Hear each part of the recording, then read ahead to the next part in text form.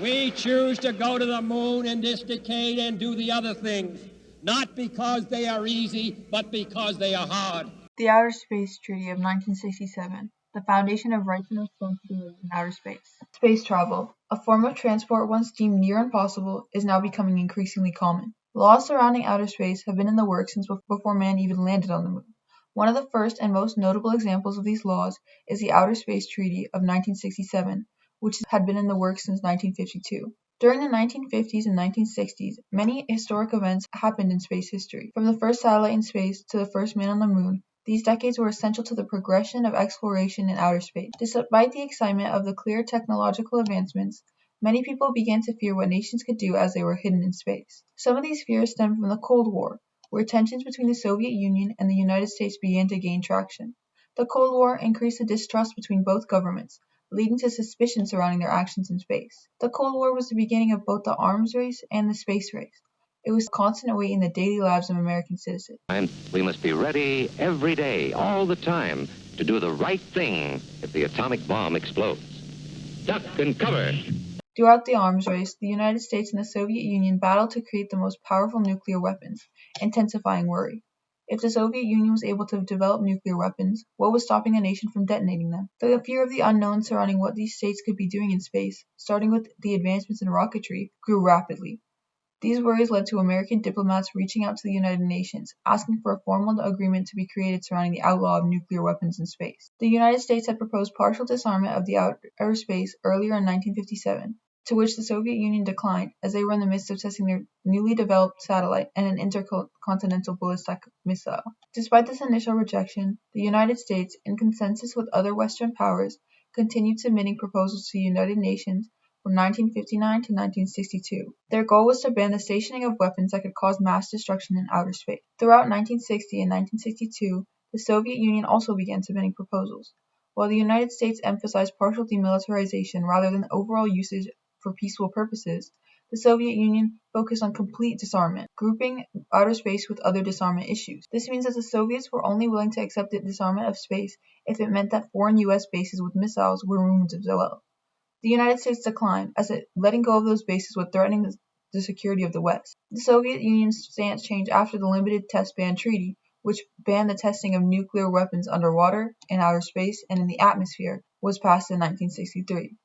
Thus, the United Nations General Assembly adopted a resolution on October 17, 1963, with both the Soviet Union and the United States support.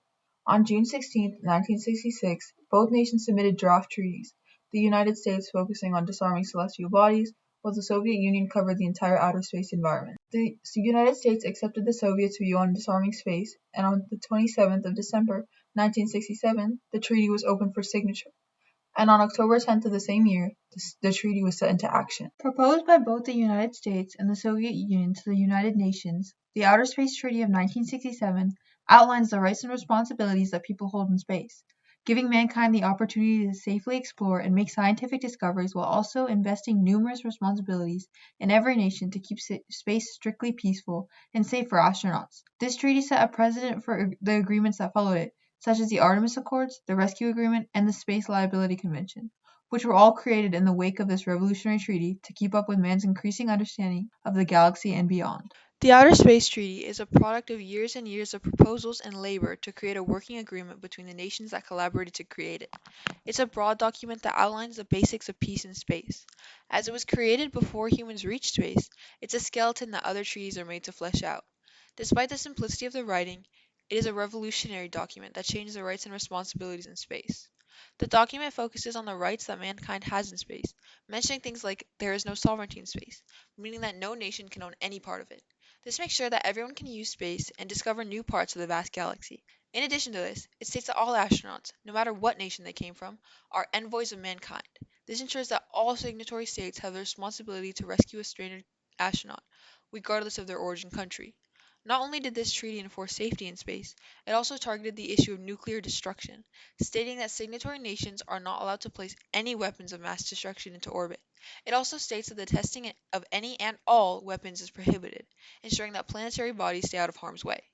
The treaty also obligates full transparency surrounding what nations are doing in space, mentioning that in the case of any rare or dangerous occurrences in outer space, they must be reported to the UN immediately. On the same track, it's written that nations are required to inform the UN, in addition to the general public and international scientists, of what they're doing in space, in the case that they decide to venture out into the galaxy. The treaty emphasizes that the use of outer space for scientific research is allowed and encouraged as long as states ensure that they are mindful of their impact on the planetary bodies. As Article 9 reads, states parties to the treaty shall pursue studies of outer space, including the moon and other celestial bodies, and conduct exploration of them as to avoid their harmful contamination and also adverse changes in the environment of the Earth resulting from the introduction of extraterrestrial matter, and, where necessary, shall adopt appropriate measures for this purpose. Finally, in the same vein as Article 9, Article 6 states that signatory states bear responsibility for all actions that their nations take in outer space, private or governmental. This treaty, despite being short, lays out the foundations for many of the laws that are in place in the cosmos today. Some examples of these laws are the Rescue Agreement, the Liability Convention, and the Artemis Accords. Each one of these documents builds off of the original treaty, creating a more effective legal system in space. The first treaty created after the Outer Space Treaty was called the Agreement on the Rescue and Return of Astronauts and the Return of Objects Launched into Outer Space, or the Rescue Agreement. Entered into force on December 1968, this treaty adds more detail into Articles 5 and 8 of the Outer Space Treaty, elaborating on nations' responsibility to rescue stranded astronauts and return them to their country of origin. This treaty followed the framework that the Outer Space Treaty set, reinforcing the original treaty. It focuses entirely on ensuring the safety of stranded astronauts, redefining what the term astronaut means, defining it as a personnel of a spacecraft. The treaty also works through the logistics of returning astronauts to their country of origin if they get stranded. This document not only explains the Outer Space Treaty, but also builds on the responsibility that each nation holds in space, ensuring that everyone follows the task of keeping mankind safe in space. Next on the timeline of documents created after the original treaty is the Liability Convention. This document was negotiated starting in 1963 and ending in 1972. This treaty, similar to the rescue agreement before it, is an extension of one of the articles in the Outer Space Treaty. This specific document expands on Article 7, which explains that nations are responsible for their actions in space, whether private or governmental sources carry out the actions. The Liability Convention assigns more responsibilities to signatory states, focusing on the issue of liability. Who owns what, and who has to pay when things explode. Each article focuses on certain situations. For example, Article 4 covers a situation where the launch is done in partnership between two different nations, stating that both nations have the responsibility over the launch. Overall, the Liability Conventions covers what would happen if something went wrong during a launch or in orbit, and who needs to take responsibility. The most recent addition to this line of treaties and agreements are the Artemis Accords. The Artemis Accords were established in 2020 and they work to reaffirm the rules and regulations set forth by the Outer Space Treaty. This document was created by NASA and the US Department of State, being signed at a national level. The Artemis Accords was created to clear up some of the ambiguity that the Outer Space Treaty contains. It ensures that signatories know what the Outer Space Treaty is talking about. For example, when it says due regard. It says things like you should give due regard to the interest of other countries in outer space, which of course we will continue to do, but it doesn't answer the question how. How do you give due regard? How do you implement these other obligations? The Artemis Accords were designed not to replace the Outer Space Treaty, but to inform how we actually go about implementing those obligations. This treaty also discusses space debris and the importance of managing what nations put into outer space. It was critical to ensure that all Artemis partners commit to following space debris mitigation guidelines and minimizing the amount of debris in orbit around the moon so that with some parts of each treaty bringing up the responsibility that nations have surrounding space debris and accidents in space, legal documents start to work towards ensuring that the beauty of space is maintained. Outer space isn't only valued by those who study the planetary body or maneuver through the stars. It's also valued by everyone in the world, no matter where or who they are. As author C.S. Lewis wrote, "No moonlit light will ever be the same to me again if, as I look up at that pale disk, I must think, yes, up there to the left is the Russian area, and over there to the right is the American bit. And up at the top is a place which is now threatening to produce a crisis. The immemorial moon, the moon of myths, the poets, the lovers, will have been taken from us forever."